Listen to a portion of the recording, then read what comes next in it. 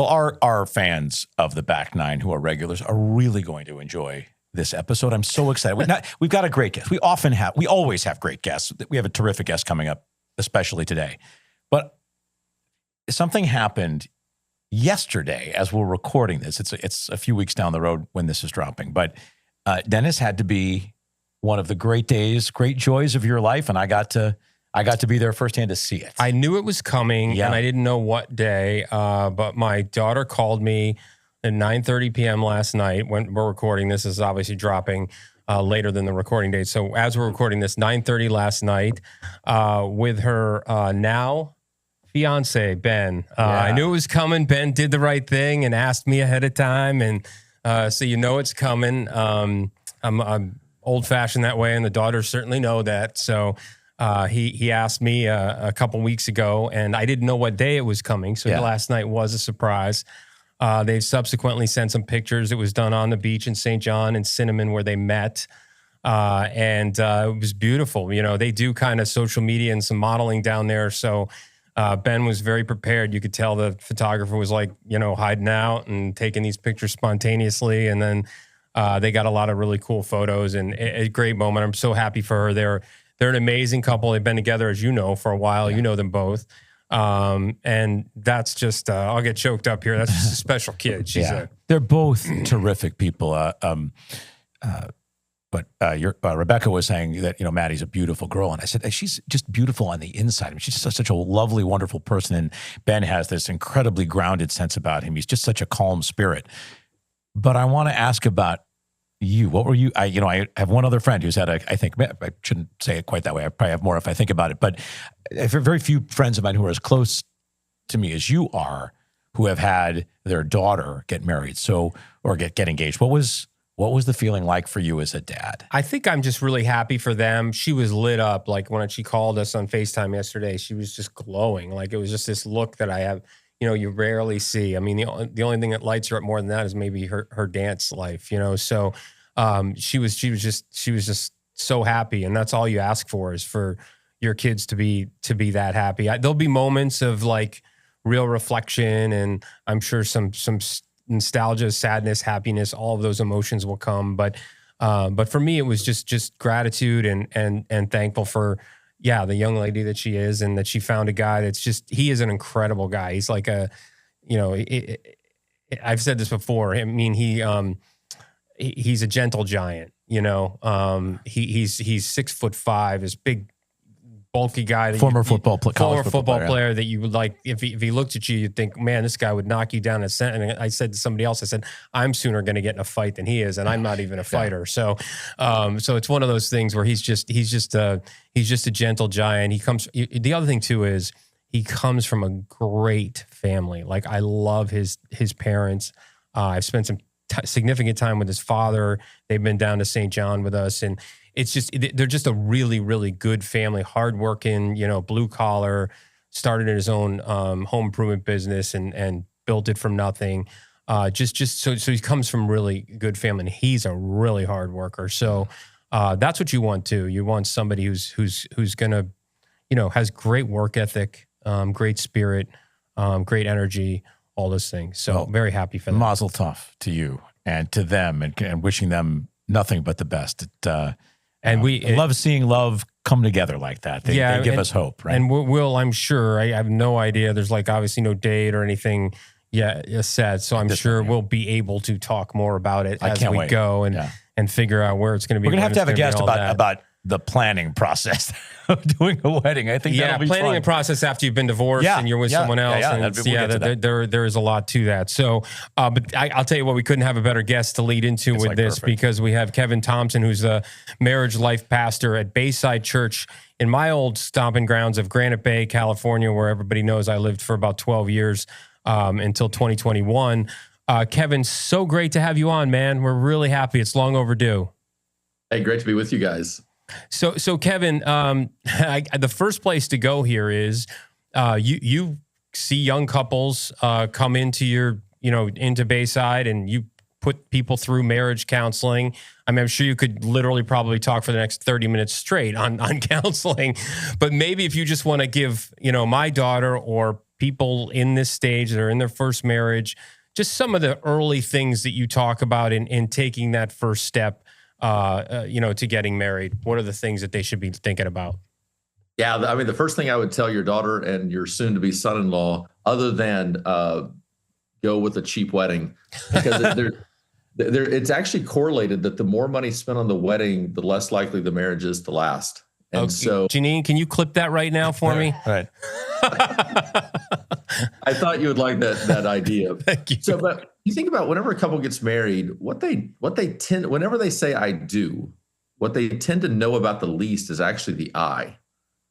And so probably the first thing I would encourage them to do is really do a lot of work on themselves to understand who they are, their family of origin, their own background, their personality, their attachment, all those kind of things, to figure out what is it that I'm bringing to the table, and then what is it my significant other is bringing to the table, and then how do those two things interact? One thing, you think about two siblings who grow up in the same house, and you'll hear often, well, they were raised in the same house. I don't see how they could be so different. Well, because the truth of the matter is none of us were raised in the same house, because the way my temperament and personality interacts with my parents' temperament and personality creates a different experience than what my sister actually experienced. And the same thing happens within marriage. Who I am married to Jenny is different than who I would be married to somebody else, based on how our past and our personalities and our temperaments all kind of interact. And so one of the first things I do with young couples is to help them figure out, I call it their love style is their attachment, their lead style is their personality, and then look at what are the superpowers that this couple uniquely has, what are the shadow sides that they're probably going to struggle with, they need to learn. You can already, just based on that information, probably figure out what the 2 or 3 fights they're going to have for the rest of their lives and begin to deconstruct that. And so I think if you can do all of that work beforehand, it can make the interactions so much better. Kevin, I've always thought, too, the advice, my daughters are just a little younger than Dennis's daughters, that when the time comes to make sure that they're aligned with their with their fiance on values regarding money, values regarding work, values regarding raising children. Your thoughts on that, and the roles that the fathers of, we're fathers of daughters, but I suppose it could be applied to fathers of sons who are getting married as well. What are the roles that we can play at this time in this process? Yeah. I always talk about a healthy marriage is a combination of unifying similarities and respected differences.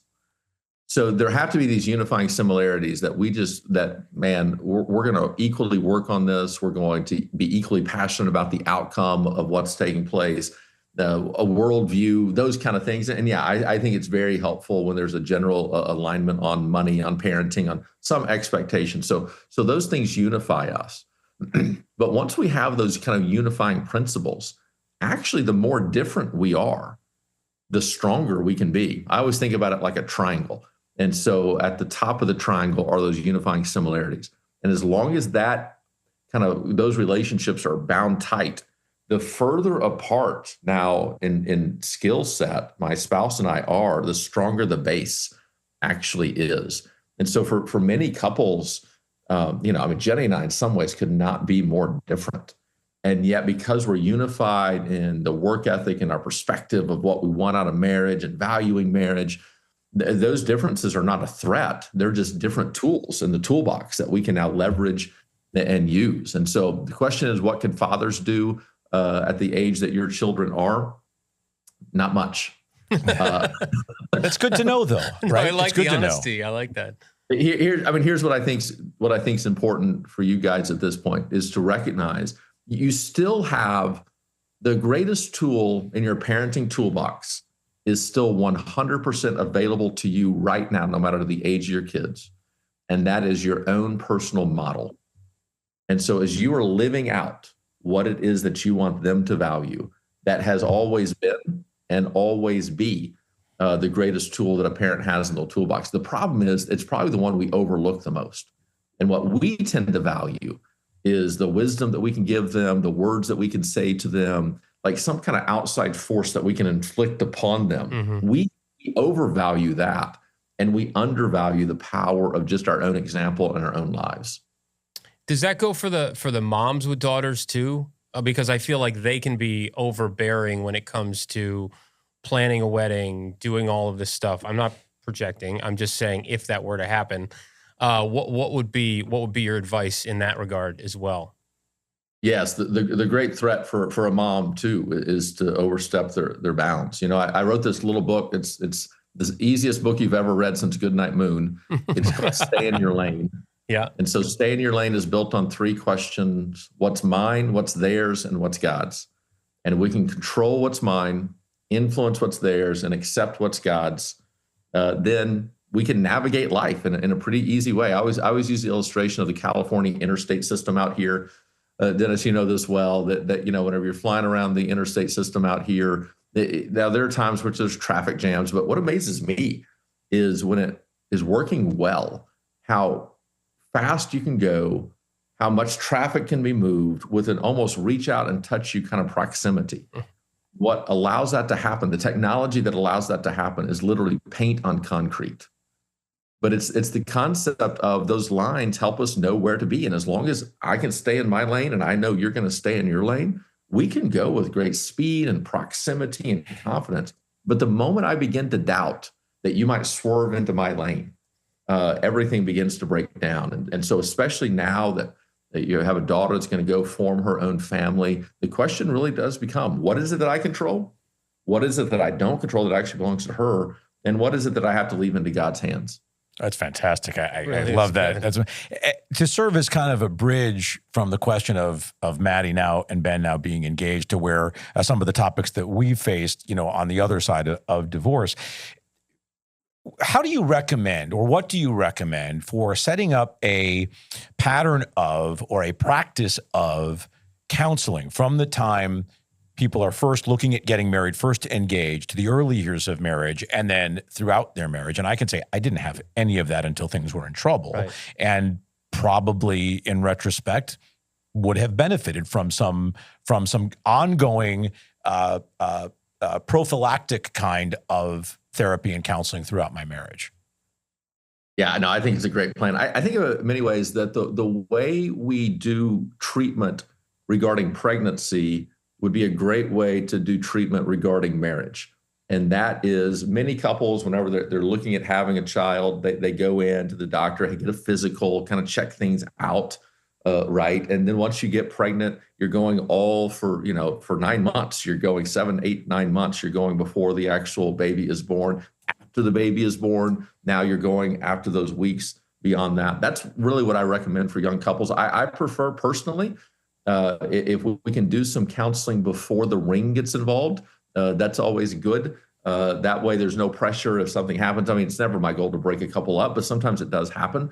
But if that doesn't happen, it's totally fine. I'll teach tomorrow night. I'll teach 30 couples. We do a 5-week class here at Bayside on premarital counseling, and we're just going through a lot of things I just talked about, and trying to help a couple begin to learn to navigate what are the issues they're going to see. And then I highly encourage, after the marriage, for the first year, we try to get a couple in a mentoring relationship with a couple who's a little bit older than them. We have some material they go through, very basic. It's not about the material. It's really about the relationship. And just to have an outside source walking them through once a month for the first year of their marriage. And then from beyond that, I think it's when issues come up, it's good to have a check-in every now and then. So really turn it into the way you would take care of your medical care. Think about your relationship that way. That's very, very good. One of the things that we talk about a lot on this show, and a lot of my friends and colleagues and people out there in the Granite Bay Area and everywhere, my friends from college, we're all becoming empty nesters. Some of us are not married anymore. Some of us are still married. Let's talk about the people that, because we do talk a lot about divorce, a lot about people that are not in their first marriage. But let's start with couples that are still together. And trying to stay together when they become empty nesters. I think that you deal a lot with that probably out there. And how do you counsel them, and what do you do? Yeah, I mean, for many couples, it's an easy transition. It's freedom. They're excited and all those things, and that's great. For many couples, it's not. It's actually the only rising divorce rate in America right now. It's called the Great Divorce. Yeah. And sometimes a deal's been made. The marriage is unhappy. They know it. And they just say, hey, when our youngest goes to college, we're going to go our separate ways. Mm-hmm. Sometimes it's not a deal that's been made. It could be something that's kind of laid latent and they haven't dealt with it in some way, or just the change, the transition that's happening in life kind of shakes them. My encouragement is always, if they will get to work in that moment, and it might take some work, but your greatest chance of marital satisfaction is always with the person you're currently with, instead of risking now what this next thing could actually be. And so, look, divorce happens, no question. I always say, if you're going to get divorced, I would prefer that you earn the divorce. And that means you really do the work in counseling, so that if by the end it's going to end, you can go to your kids and say, look, I did everything I could. We tried and it just didn't work out, unfortunately. And those things happen, and no guilt, no shame. That's just life. But I think for many couples, the empty nest time is the second season of life in which counseling is probably most needed and can be most effective, with premarital being the first. And so to really begin to figure out what do we want these next 30 to 40 years to look like, and you can get to work designing what that looks like. The challenge there is many times you are having to go back and process through sometimes that you weren't there for each other, sometimes that you struggled and maybe you didn't deal with that at the time. But it can really be an effective time to set up the next couple of decades.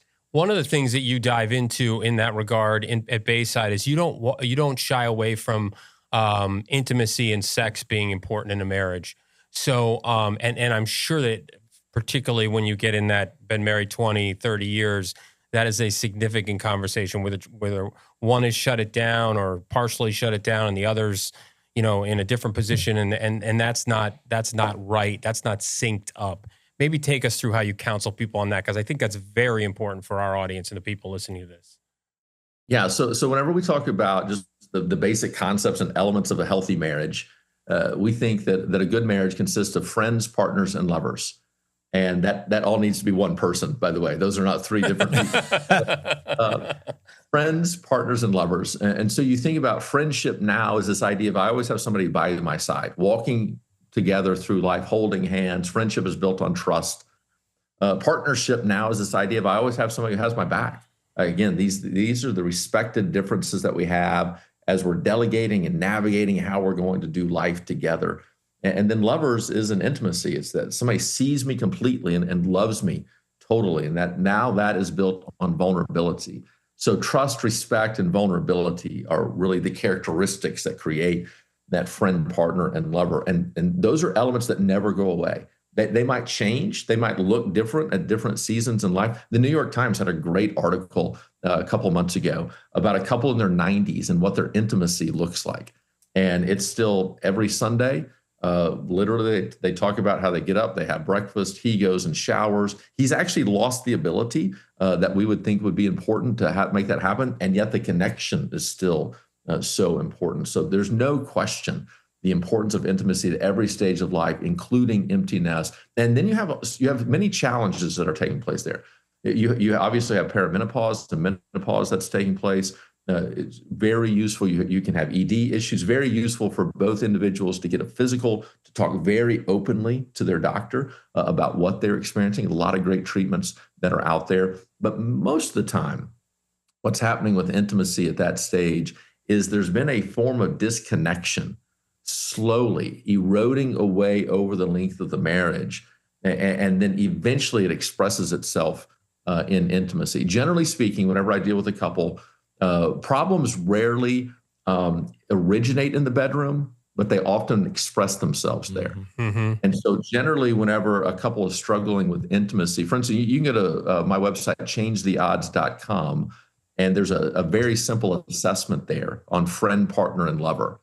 And whenever I read people's scores on that, and there's very low intimacy scores, oftentimes there's one or two questions back in the friendship or the partnership section that reveal the problem with the intimacy. Many times it's a lack of trust, or it's a lack of respect that is then finally expressing itself in the bedroom. So most of the time, if you increase your friendship, increase your partnership, intimacy tends to take care of itself. That's so important, because we are social creatures. We are physical creatures, and it's important to feel that connection. So I'm glad that that's something that is a part of your counseling practice. But Kevin, how do you get people whose marriages are teetering even a little bit? How do you get them to be open about that stuff with you? How do you get them to feel comfortable enough to talk about it in front of a third party, which may be the first time that their spouse is hearing some of their dissatisfaction in a way that can be then used as a healthy bridge back to complete relationship? Yeah, that can be a massive problem, no question. People have a lack of trust and fear, and many times what's happening is they've experienced pain for so long that they're just not confident it's worth experiencing more pain for something they think that may not work out. So a couple of things as far as that goes. I think this is one of the powers of premarital counseling, is it automatically gets you used to talking to a third party, which means you might be more likely to talk a little bit sooner to somebody. I have this little thing I call the chart of marital satisfaction. I don't have it. I can't draw it for you right now, but you can kind of imagine what it is. When a couple gets married, they tend to have a very high level of marital satisfaction. I mean, they're happy with each other, right? And that lasts about 24 months into 3 years. And at 3 years, there tends to be a drop off of some sort, and that kind of continues until about year 7. And the average divorce happens at year 7.8, by the way. And yet, if couples can make it through that, they tend to experience what's called a second honeymoon. So there's an uptick years, let's say 8 to 14, around in there. And then there's another cliff that really kind of falls off, oftentimes to years, let's say 17 to 23. And then if couples make it through that, they can actually push through. Many couples in their 60s actually have a higher level of marital satisfaction than they had whenever they were first married. But obviously you have these two major dips. And what's happening in those times, it's whenever you have little kids, and then it's whenever you have teenagers and empty nest. And so those are the two most likely times to really begin to struggle. And so what's interesting about even the first dip, where the divorce happens at year 7.8 on average, is the problems they're known at year 5, but a couple doesn't get any help. They're actually present at year 3, but the couple doesn't know it. And so many times the couple doesn't actually seek out help until they're about 6 months away from divorce. And so my encouragement would be, let's get help sooner. Because let's say, I know, and I get that it's expensive, I'm not downplaying that, but wouldn't it be better to go spend a couple $100 for a counselor to look you in the eye and go, hey, y'all are fine? Mm-hmm. Yeah. Then to risk the possibility of going much later when problems are going to be much more difficult. What's happening is some problem originates and it's slowly disconnecting you, so that by the time you actually finally get into the counselor's office, there's such a disconnection there, it can be hard to work on. What if that disconnection, and I'm sure you've crossed this path and it's a hard thing to dig out of, what if that disconnection during one of those dips or any time is infidelity? Do you see couples come back from that? How do you counsel around that? I know I'm sure you've run into it. Take us through that process. Yeah, the great news is, yes, many couples can rebound in powerful ways. And my goal with them in those moments is not to reestablish what they had. I always encourage them, we want something far better than what you have. And I actually have many couples who would say, if the only way we could have the marriage we have today would be to relive that season of infidelity, we would actually go back and relive it. And that's in no way downplaying pain. That's showing you the potential that's out there now. But I never want to downplay the reality of how difficult that is. There are a few things, and maybe there's nothing that can so damage or threaten a relationship like infidelity. And so, yes, it's a very serious issue. Couples can work through it. Many couples don't, and understandably so. Whenever, I mean, even from a biblical standpoint, where I come from, I always tell the spouse who's been cheated on, you have every right to walk right now. If you want to walk, you can walk. But oftentimes I can encourage them to, hey, let's process through to see what happened here and give it a chance. And many times they can come back on the other side and actually come out stronger on the other side. Because oftentimes what's happening there is there's some disconnection. They're not being vulnerable. They're not trusting, whatever it is. And they can learn that about themselves to begin to have a relationship on the other side of that they didn't have to begin with, which created the temptation and the vulnerability for that infidelity to begin with.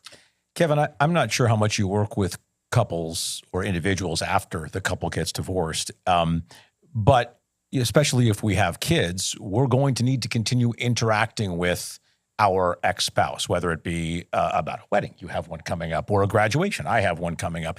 I can speak just for me, my relationship with my ex-wife is cordial on a good day. You know, we don't hate each other, at least I don't hate her. We're friendly for sure. We're not friends anymore, but we're also not at each other's throats. How do you advise people, especially guys, but people when they are going to be interacting with their former spouse and there isn't that trust anymore, there isn't a great friendship behind it, so that they can both be better for themselves and for their children?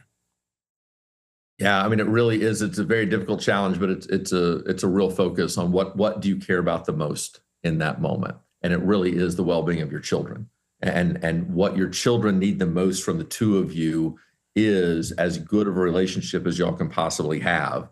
Obviously, there's going to be challenges. I speak probably 4 times a year. We do a divorce care class, and I take one of the 13 sessions to speak in there. And oftentimes we'll do a Q&A, and so we'll get to the questions. And many times this is one of the key questions. And I think the vital step, the way that you have the best relationship you can have with your ex is to do all the work you possibly can on your own pain, on your own experience. The healthier you become, the better you can deal with somebody else, no matter where they are. Versus if you allow that pain to resonate within you, you don't deal with it. Oftentimes, you will actually project upon them the pain that's going on inside of you. By the way, that's true in marriage, not just with ex relationships. Most of the time, whenever a couple has a fight, the fight you're having in the present is actually a fight with your own past. And yet we don't recognize that this person is triggering within us some pain from our past, which is why we want to do such work on who we are. So I would say work on your own pain, get as healthy as you can possibly be, and then you can move forward. And again, that little book, Stay in Your Lane, is a powerful little paradigm to look everything through. What do I control? I always say you want to know the CIA. What do I control? What do I influence? What do I accept? Know the CIA because the CIA knows you. I like that a lot. That's really good. Just taking that a step further, so it really does become a personal thing. It it doesn't matter whether they've healed or not, or what they do is not something you can react to. Like is kind of what you're saying there, right? Yeah, absolutely. The great test is simply this: to the extent that they can control you, you have not dealt with your own pain.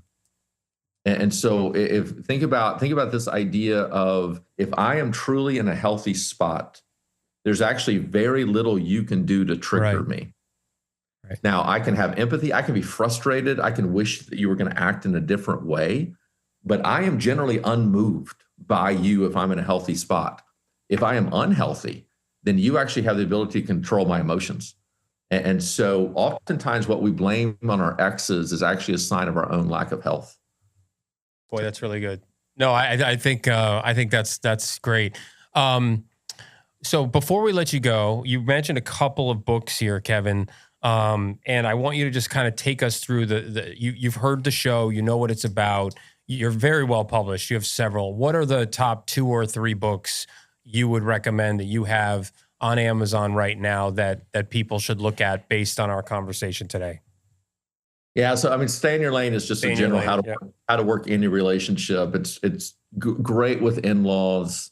I was talking to 500 women one time, and a woman raised her hand and said, "Hey, I really want my daughter-in-laws to read your book, Stay in Your Lane. How do I make that happen?" Which I think is hilarious because obviously you need to read the book if that's the case. But I just said, "Oh, that's easy." I said, buy each of them a copy, hand it to them, and tell them, I read this book, and I want you to hold me accountable to living by its principles. I said, I guarantee you that's cool. The book.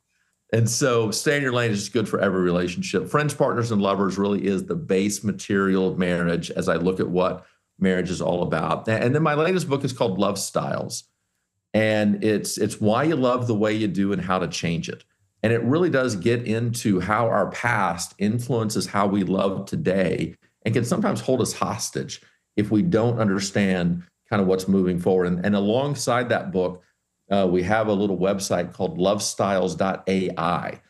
And so many people are turning to Chat GPT and Claude and AI to help deal with relationships. And that there's actually a useful process within that. The problem is most AI is trained to tell you what you want to hear, just to flatter you. And so we have actually created this AI that hopefully is going to tell you what you need to hear. And so you can go there and literally kind of work through what's my personality, what's my attachment style, and it can help you process through all those things and see how that's impacting your current relationships. Yeah, when I always ask AI, tell me the real thing. I want to know the problems of whatever it might be that I'm asking AI about. Right.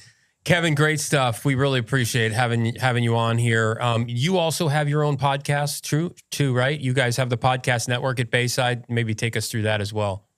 Yes. Change the Odds, the podcast is my podcast. It's part of the Thrive Podcast Network. Mark Clark has his podcast. Am I Doing This Right? Is a tremendous podcast as well. We have the Bible study if you want to get into some theology, but Change the Odds, marriage and family were never meant to be a game of chance.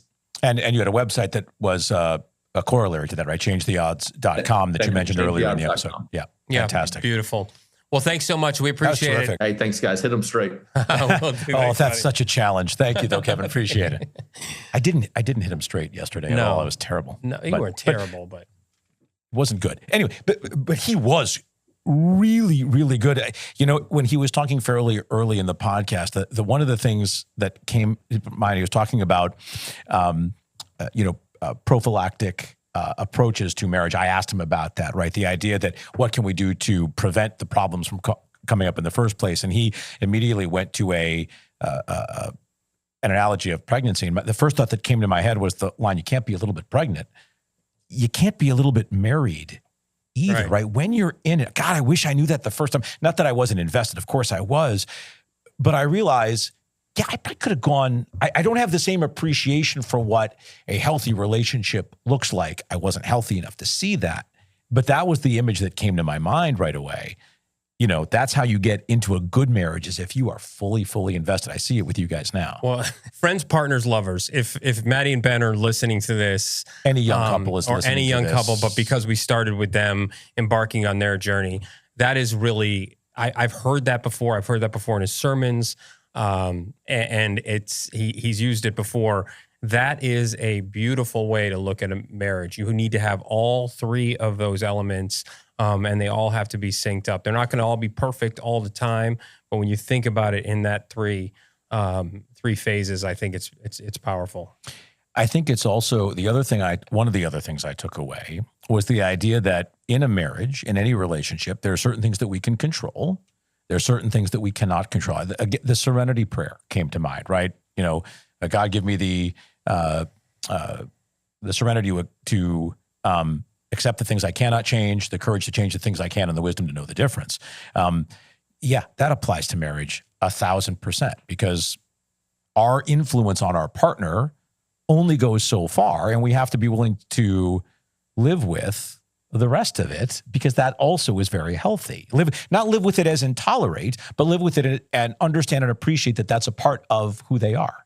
Right. And we unify through our similarities, but we have to respect our differences. That was good too, right? So you know you're not going to be aligned on everything, but you have to respect those differences. I mean, you could even take that to the joke we've made on this show before, that my grandparents didn't even know who the other person voted for. We make such a big deal about those kinds of differences.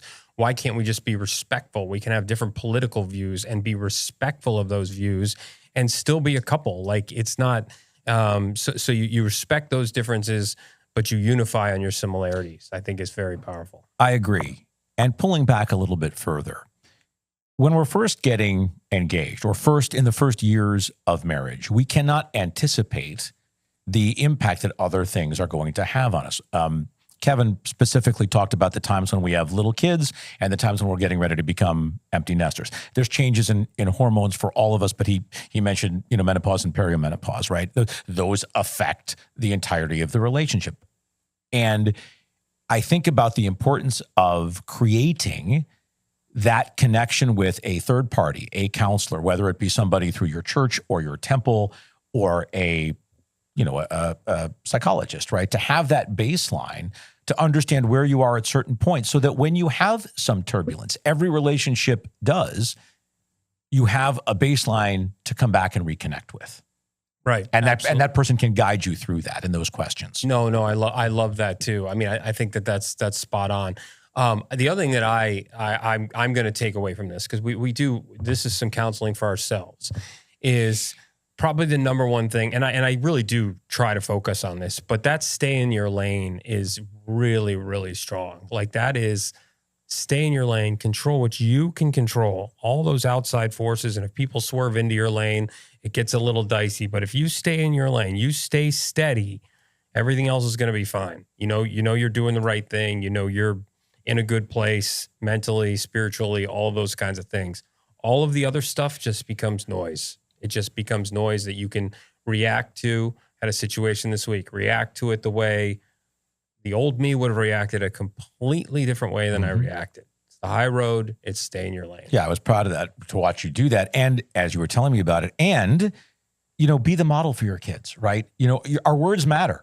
Our actions matter more, right? If we show up for them as ourselves, show them the model in relationship that we want them to follow, imitate, that gives them a good framework. And I think a lot of the issues with divorce are people don't have those good frameworks when they're first entering into a marriage. And so our expectations become misaligned. I think the final piece I will leave, again, early couples, engaged couples, my daughter and Ben, if they're listening, is don't be afraid to have that third party involvement. Yeah. And it shouldn't be like a family member counseling you or somebody like that. It should be a professional, a pastor, somebody who's a rabbi. A rabbi, if it's that, like whatever, it